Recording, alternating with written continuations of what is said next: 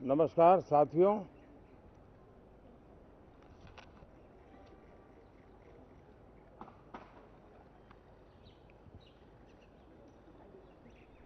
शीतकालीन सत्र है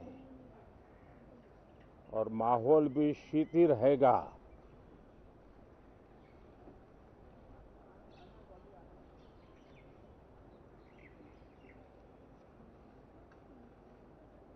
दो 2024 का ये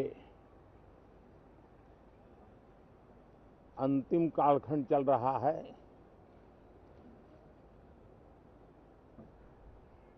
देश पूरे उमंग और उत्साह के साथ 2025 के स्वागत की तैयारी में भी लगा हुआ है। साथियों, संसद का ये सत्र अनेक प्रकार से विशेष है और सबसे बड़ी बात है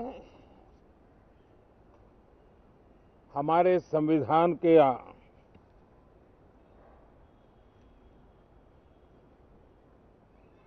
75 साल की यात्रा, 75वें साल में उसका प्रवेश, ये अपने आप में लोकतंत्र के लिए एक बहुत ही उज्जवल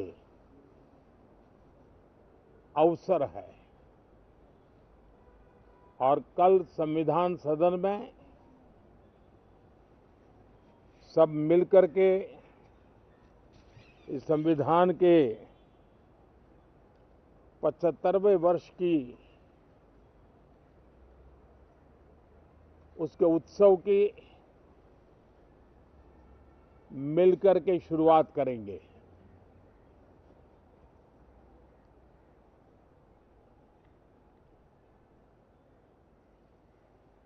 संविधान निर्माताओं ने संविधान निर्माण करते समय एक एक बिंदु पर बहुत विस्तार से बहस की है और तब जाकर के ऐसा उत्तम दस्तावेज हमें प्राप्त हुआ है।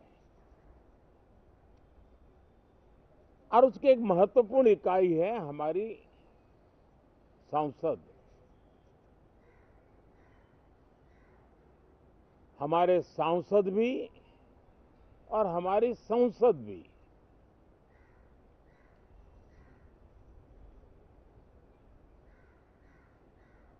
पार्लियामेंट में स्वस्थ चर्चा हो, ज्यादा से ज्यादा लोग चर्चा में अपना योगदान दें। दुर्भाग्य से कुछ लोगों ने अपने राजनीतिक स्वार्थ के लिए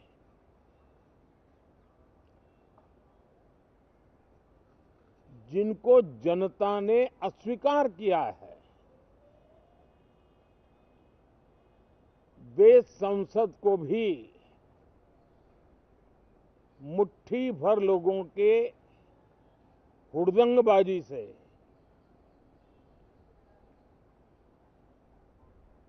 कंट्रोल करने का लगातार प्रयास कर रहे हैं।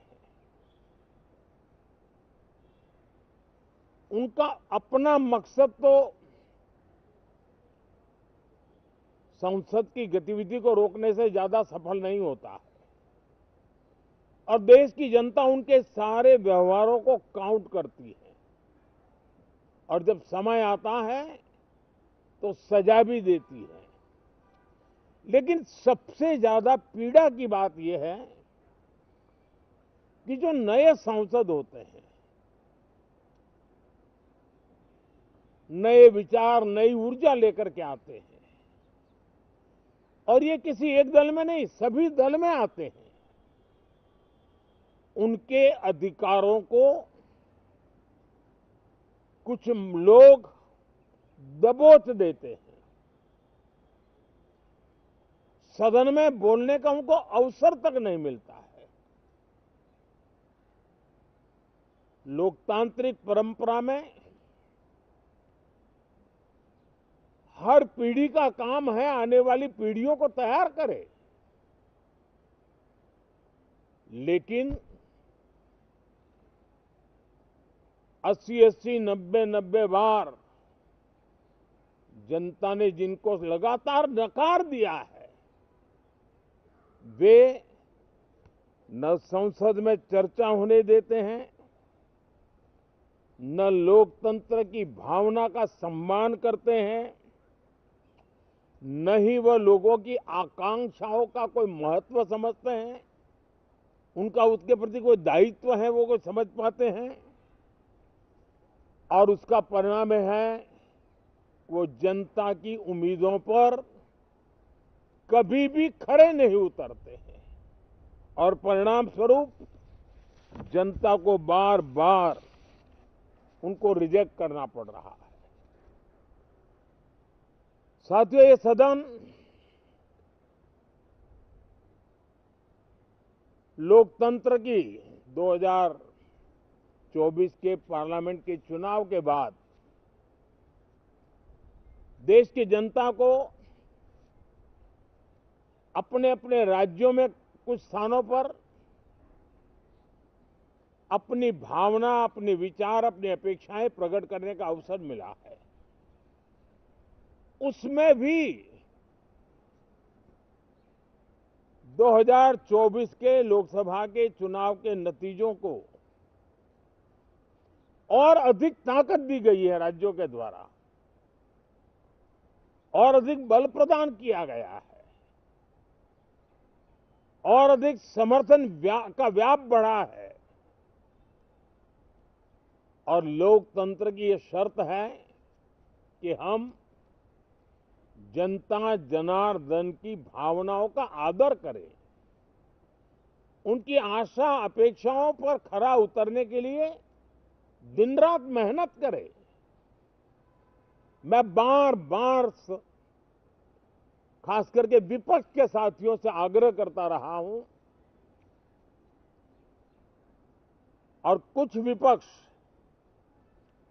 बहुत जिम्मेदारी से व्यवहार करते भी हैं। उनकी भी इच्छा रहती है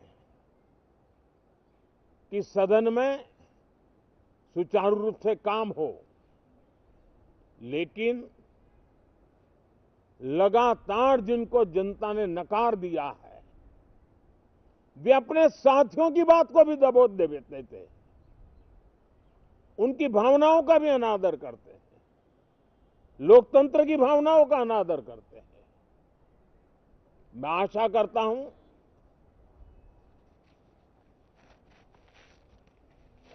कि हमारे नए साथियों को अवसर मिले।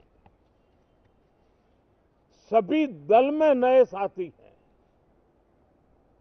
उनके पास नए विचार है, भारत को आगे ले जाने के लिए नई नई कल्पनाएं हैं। और आज विश्व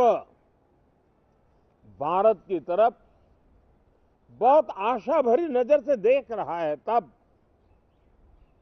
हम संसद का समय का उपयोग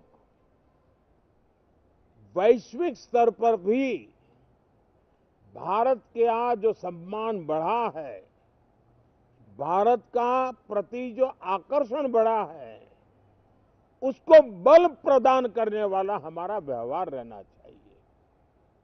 विश्व के अंदर भारत को ऐसे अवसर बहुत कम मिलते हैं जो आज मिला है, और भारत की संसद से वो संदेश भी जाना चाहिए कि भारत के मतदाता उनका लोकतंत्र के प्रति समर्पण, उनका संविधान के प्रति समर्पण, उनका संसदीय कार्य पद्धति पर विश्वास, संसद में बैठे हुए हम सबको जनता जनार्दन की इन भावनाओं पर खरा उतरना ही पड़ेगा। और समय की मांग है, हम अब तक जितना समय गंवा चुके हैं उसका थोड़ा पश्चाताप करें और उसका परिमार्जन करने का उपाय यही है कि हम बहुत ही तंदुरुस्त तरीके से हर विषय के अनेक पहलुओं को संसद भवन में हम उजागर करें। आने वाली पीढ़ियां भी पढ़ेगी उसको, उसमें से प्रेरणा लेगी।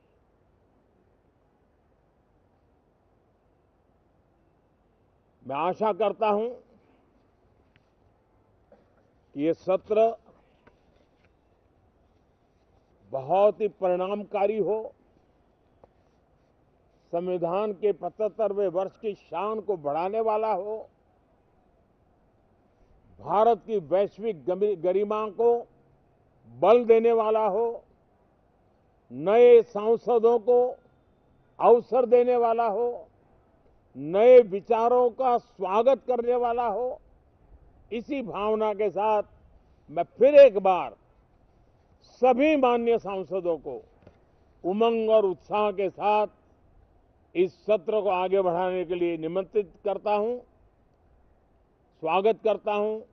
आप सब साथियों का भी बहुत बहुत धन्यवाद।